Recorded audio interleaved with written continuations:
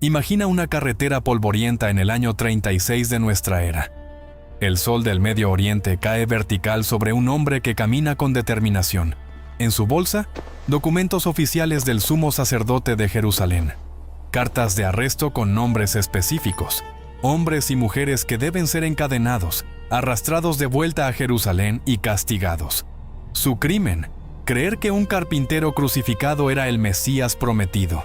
El nombre del hombre con las cartas es Saulo de Tarso. No es un soldado, no es un mercenario, es un erudito, un intelectual religioso, un fariseo tan devoto que él mismo se describió después como extremadamente celoso de las tradiciones de sus padres.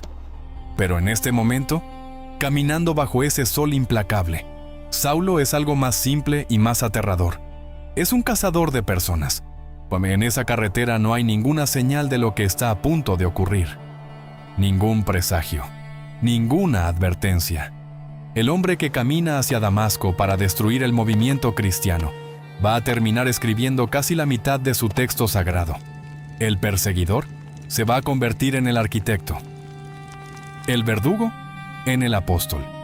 48% de los libros del Nuevo Testamento será obra de las manos del hombre que hoy camina para aniquilarlo. Esta es la historia de cómo un fanático religioso que aprobaba ejecuciones se transformó en el autor más influyente de la civilización occidental, y de cómo, sin él, esa pequeña secta judía que seguía a Jesús de Nazaret probablemente habría desaparecido en una sola generación. Pero antes de llegar a ese momento en el camino a Damasco, necesitas entender quién era realmente Saulo.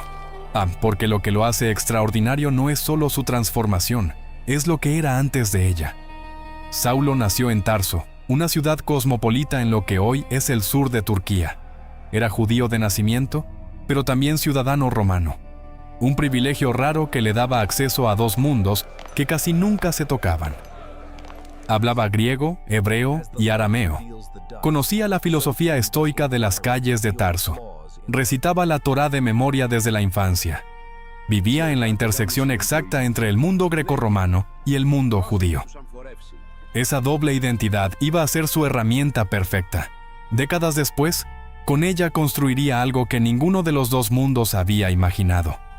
Pero lo que definió a Saulo no fue su ciudad ni su ciudadanía, fue su maestro. En Jerusalén, Saulo estudió bajo Gamaliel, uno de los rabinos más respetados de toda su generación. Y aquí hay una ironía que la historia parece haber escrito con intención deliberada. Gamaliel era conocido por su moderación. Cuando los primeros seguidores de Jesús fueron arrestados y llevados ante el Sanedrín, Gamaliel se puso de pie y dijo: «Si este movimiento es de origen humano, fracasará solo, pero si es de Dios, ustedes no podrán detenerlo». Un consejo de cautela, de paciencia, de espera. Su mejor alumno hizo exactamente lo contrario. Saulo no esperó, Saulo actuó. Años después, escribiendo a las comunidades de Galacia, él mismo describió lo que fue, y lo hizo con una honestidad que corta como un cuchillo. Ustedes han oído de mi conducta anterior en el judaísmo, de cómo perseguía con violencia a la iglesia de Dios e intentaba destruirla. Y aventajaba en el judaísmo a muchos de mis contemporáneos, siendo mucho más celoso de las tradiciones de mis padres. Eso es Gálatas 1, 13 y 14. No es una acusación de sus enemigos, no es propaganda de sus rivales, es su propia confesión, escrita de su puño y letra, sin atenuantes ni excusas. ¿Y cuál fue el momento más oscuro de esa persecución? La muerte de Esteban. Esteban era un diácono, uno de los primeros líderes de la comunidad cristiana en Jerusalén. El Sanedrín lo acusó de blasfemia, lo juzgó y lo condenó. Lo arrastraron fuera de los muros de la ciudad y comenzaron a lanzarle piedras. No fue una ejecución rápida. La lapidación era un proceso deliberado, diseñado para que la comunidad entera participara en el castigo, piedra tras piedra, minuto tras minuto, hasta que el cuerpo dejaba de moverse. Y mientras esto ocurría, Saulo estaba ahí. Los testigos que lanzaban las piedras dejaron sus mantos a los pies de un joven llamado Saulo. Él no lanzó ninguna piedra, no necesitaba hacerlo. Él aprobaba, él vigilaba. sostenía la ropa de los ejecutores para que pudieran actuar con más libertad. Esteban se convirtió en el primer mártir del cristianismo, y Saulo, de pie entre los mantos apilados y el polvo, se convirtió en el rostro visible de la persecución. Después de esa muerte, algo se desató en él. El libro de los Hechos dice que Saulo asolaba la iglesia, entrando casa por casa, arrastrando a hombres y mujeres, y los entregaba a la cárcel. No era violencia al azar, no eran arrebatos de furia, era un programa sistemático de destrucción. Y fue ese celo, esa furia santa, la que lo puso en el camino a Damasco con cartas de arresto en la mano. Y lo que pasó en esa carretera es uno de los eventos más narrados y más debatidos de la historia occidental. Y lo primero que necesitas saber es que ni siquiera las fuentes bíblicas se ponen de acuerdo en los detalles. El libro de los Hechos cuenta la historia 3 veces. En el capítulo 9, en el 22 y en el 26.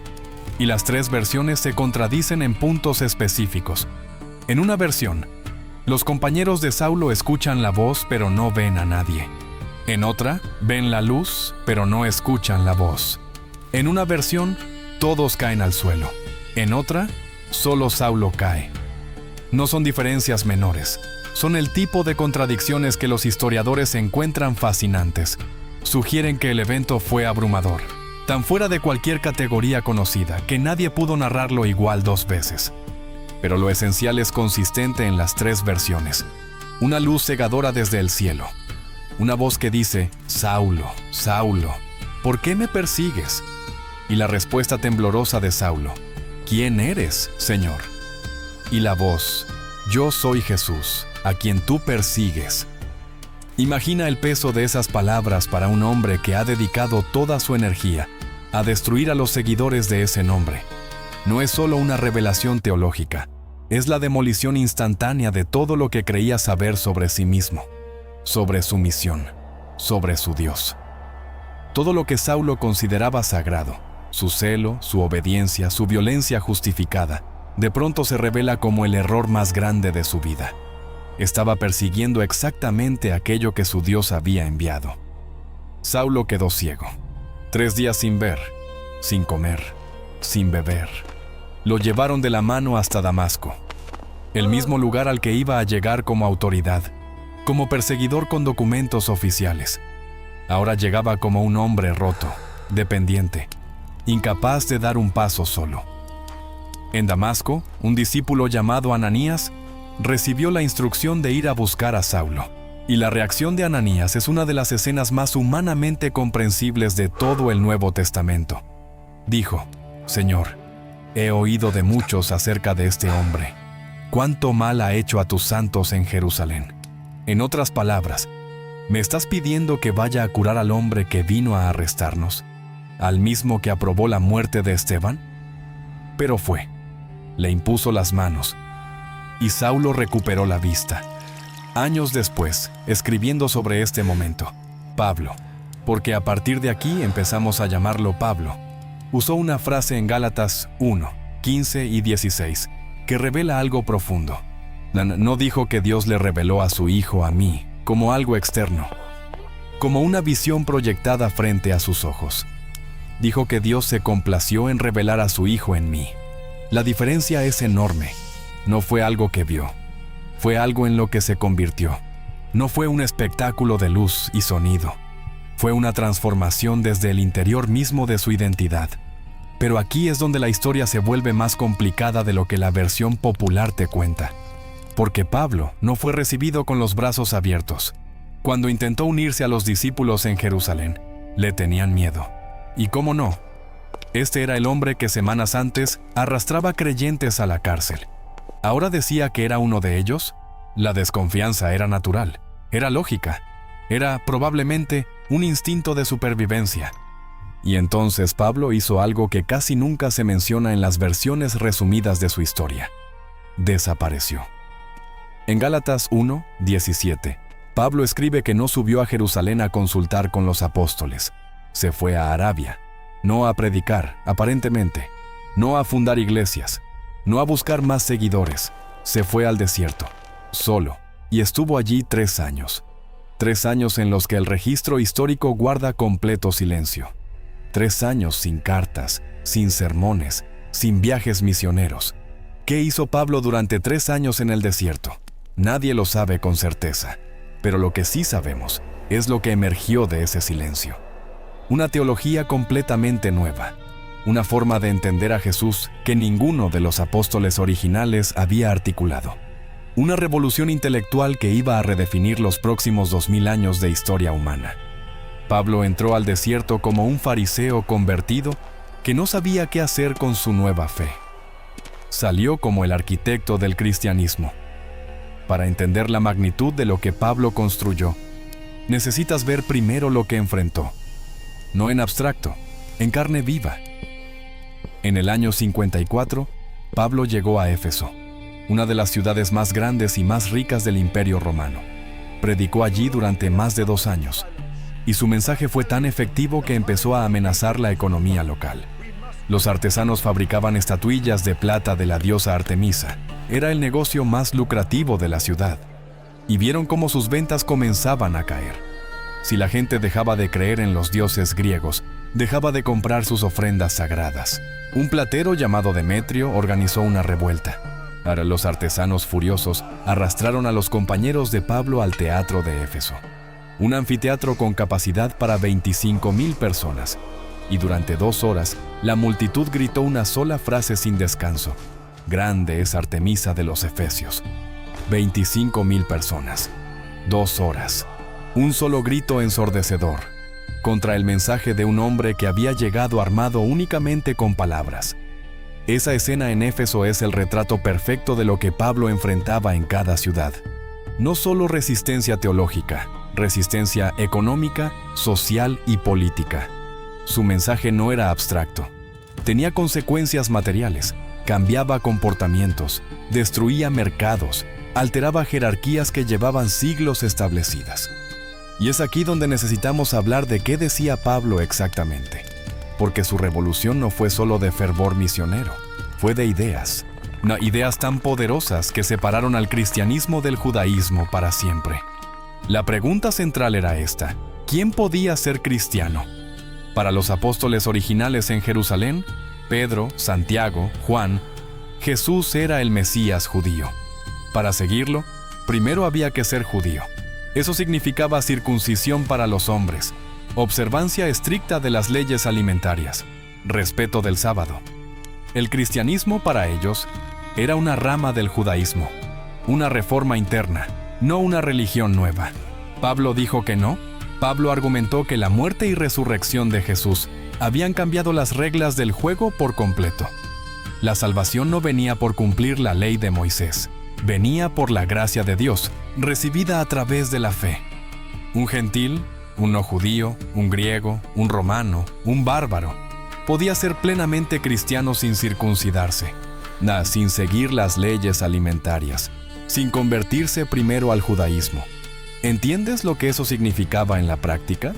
Significaba que el cristianismo dejaba de ser una secta étnica, se convertía en una religión universal, abierta a cualquiera, en cualquier lugar del mundo conocido, sin requisitos de sangre, de cultura ni de nacionalidad para entrar. Y esto generó el conflicto más importante de la iglesia primitiva, el conflicto que decidió todo. En Antioquía, Pablo confrontó a Pedro cara a cara. Lo cuenta en Gálatas 2, y no se guarda nada. Pedro había estado comiendo con los cristianos gentiles, algo que las leyes de pureza judías desaconsejaban. Compartía su mesa, su pan, su comunidad. Pero cuando llegaron emisarios de Santiago desde Jerusalén, Pedro se retiró. Dejó de comer con los gentiles. Se separó, por miedo, por presión social, por cálculo político dentro de la iglesia. Y Pablo lo enfrentó públicamente, delante de todos. Le dijo que era un hipócrita. Si él, Pedro, siendo judío, había vivido como gentil, ¿con qué autoridad obligaba ahora a los gentiles a vivir como judíos? Este no fue un desacuerdo académico entre teólogos. Este fue el momento que decidió qué iba a ser el cristianismo para el resto de la historia. Si la posición de Pedro prevalecía, el cristianismo seguía siendo una rama del judaísmo, limitado a quienes adoptaran cada costumbre, cada ley, cada marca física de la tradición judía. Si Pablo ganaba, el cristianismo se abría al mundo entero. Pablo ganó, y el precio de esa victoria se pagó con el cuerpo, con su propio cuerpo. Pablo enumeró sus sufrimientos en 2 de Corintios con la precisión fría de alguien que lleva la cuenta. 5 veces recibió de los judíos 39 azotes. Haz la multiplicación, 5 veces 39, 195 golpes sobre la espalda. 3 veces lo castigaron con varas, 1 vez lo apedrearon y lo dieron por muerto. 3 naufragios, 1 noche y 1 día a la deriva en mar abierto.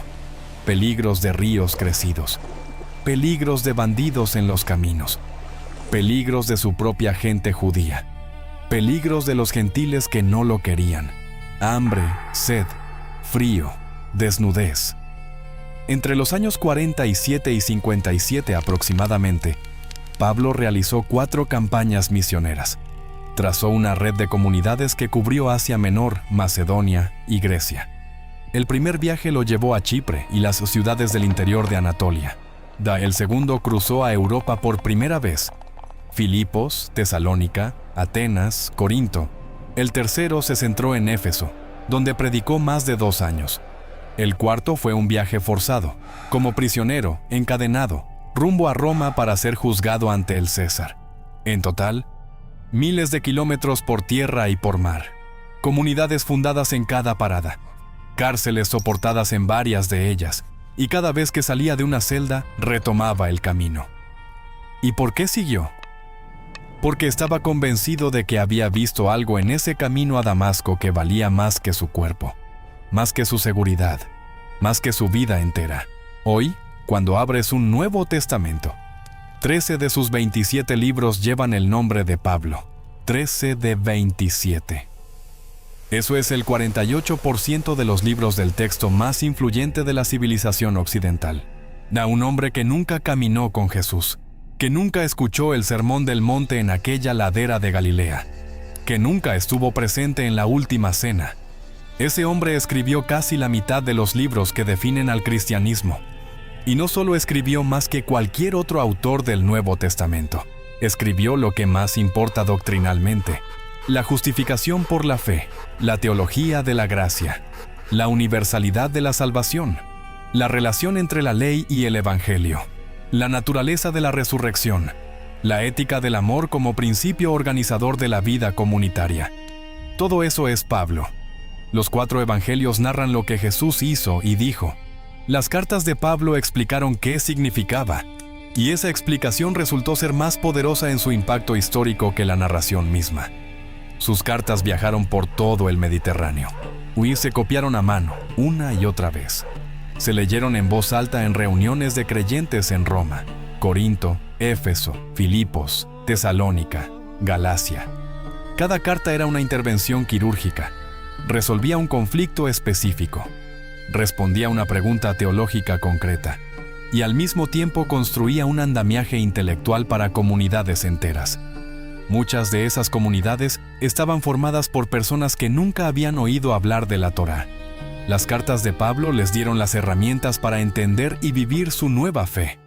Alrededor del año 64 después de Cristo, bajo el reinado del emperador Nerón, los soldados romanos arrestaron a Pablo en Roma por última vez. Como ciudadano romano, tenía derecho a una ejecución considerada más digna que la crucifixión, la decapitación. La tradición sostiene que lo llevaron fuera de las murallas de la ciudad y que allí terminó la vida del hombre que había transformado una secta local en una religión con alcance global. Pero la historia no terminó ahí. Casi 1500 años después, 1517, un monje agustino alemán llamado Martín Lutero leía la carta a los romanos de Pablo. Una frase lo detuvo en seco.